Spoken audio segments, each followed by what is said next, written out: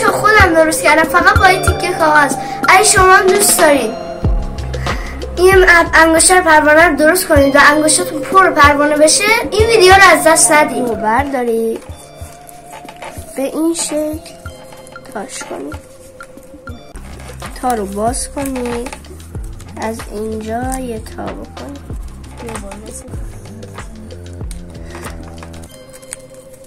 به این شکل اینا رو اینجوری تا خط وسط اینجوری تا کنید، هر دو تا اینا. بعدش اینا رو باز کنید، اینم باز کنید. اینجا یه مثلث جوری شکل گرفته، این رو به تو اینجوری کنید، این یکم همین بیارید. بعدش که این کار کردید اینا رو ببرید اینجا تا این خطه، این کم همینطور. بعد اینا رو تا این خطه بیارید، تا این خط وسطه بیارید.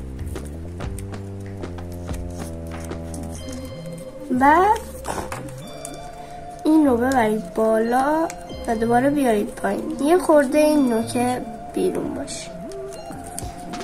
این رو تا این خطه دوباره تا کنید، بعدش بازش کنید، این رو اینجوری کنید، این یه جوری مثلثی میشه، اینو فشار بدید.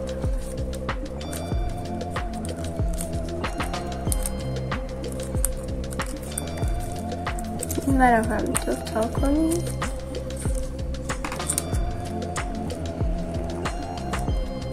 باز کنید، اینو میارید اینجا و این هم اینجوری کنید.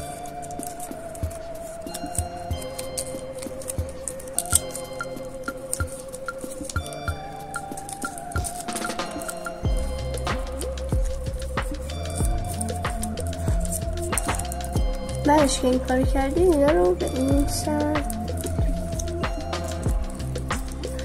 بعد اینا رو از اینجا ببرید.